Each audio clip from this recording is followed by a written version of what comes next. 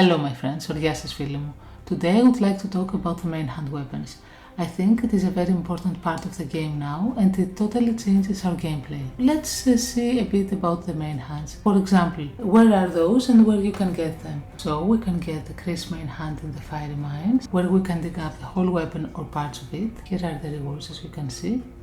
The oath weapon, fragments, is actually where you can also get the area weapon, which is available in the super mine, which so far it has opened only once. Players try to hold onto this mine the longest in order to get the area weapon if they have the longest occupation. Other ways to get weapons was the narrow sea event, which gave the Soren weapon. We have the archer event, which gives Jamie, Sinara and Layla if you are successful. Right now we also have the layers of flame, which give fragments of the Hector weapon and the Bailey's weapon, which is the first of the big five commanders weapon that we actually see. The robe weapon was available through an event where you had to spend speed ups, and the Gorel weapon was available through recharge. Those are the weapons that so far have appeared, and let's discuss about why those weapons are so important and why we all need to get one.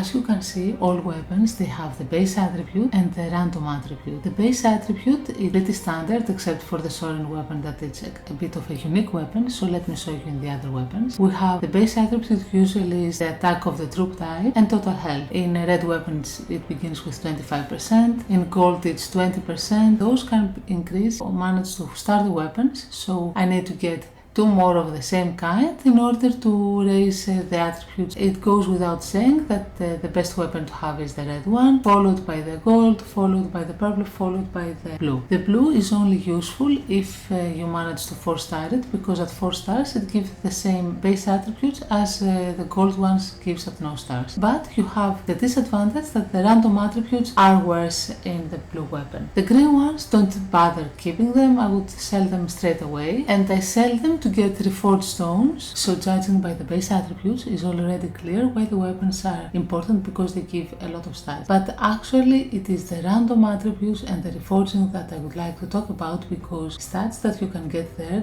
are a lot more important than the stats that you get from the base attributes, and those are the game changer and the reason that you have a red weapon of your own troop type. So what is this reforging? The reforging has some random attributes. Let's take Kevin's weapon. I want to show you in a gold weapon so you can see the difference with the robe weapon. We go right here. Those are the attributes that my Kevin weapon has. The best that you can get, you can check all the random attributes that you can get right here, and these are the attributes that you can get if you reforge a gold weapon. As one friend has mentioned, thank you Clanster, order with which they appear is the order with which you should try to get the attributes. So let's see why it is so important to get a red weapon. Let's look at the attributes you get. This is the most important attribute that you can get. It doesn't seem like much. You say, oh, why shouldn't I get cavalry attack to give an extra 20% or total or whatever? The counters actually are the most important abilities just behind the base attack. But the base attack is the best ability that you can get. Will it boost your stats when you get it? No, it will not. If you look at your soldiers, let's take for example the Cav. The Royal Cavalry has a base attack of 105. If you get the base attack in the robe weapon, 115. This will make all your Cav attacks with the T-Force extremely more powerful. Another thing to know about the main hands is that you cannot get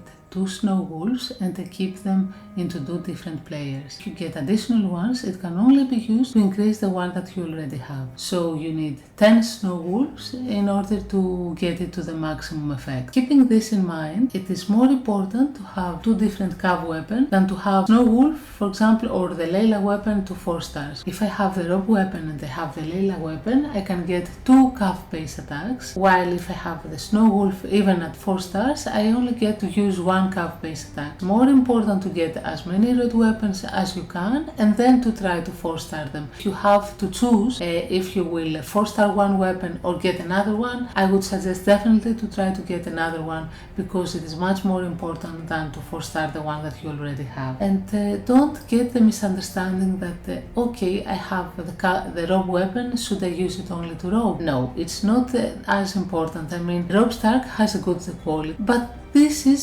something that is not as important as to have a cav based attack. So for example, if you are cav and you attack with ladies, you should not think, oh, I should bring Robin. Since you were not using Rob anyway, it's not actually something that you're going to miss out on. The most important thing is to get the base attack and to have those weapons equipped in the formations that you use. That is why the Reforge stones are so very important. For example, to reforge a purple weapon, it just costs 4 stones. If you want to reforge a gold weapon, it costs 10. The F2P red weapons, they cost 40 stones, and the rest, because I don't have, you will have to take my word for it. But the Layla weapon, which falls in the same category with Jamie, Sinara and Hector, although Hector, you could argue he's a bit F2P, those weapons, to reforge them, you need 100 stones. And if we talk about the big 5, the Bailey's one, you will need 400 stones. Of course, ideally you wanted to get it to the highest quality, which is the red for a red weapon, because the gold one would be 8, the purple would be 6, and so on. And let's say you're lucky and you get the attribute that you want, so it's very important to lock it. Locking stones, unfortunately, they have only appeared through the archer event. You can get a few, and the rest you can get them so far from the Westeros encounters if they appear, or from a pack that is available in the shop. So in order to lock something, which you should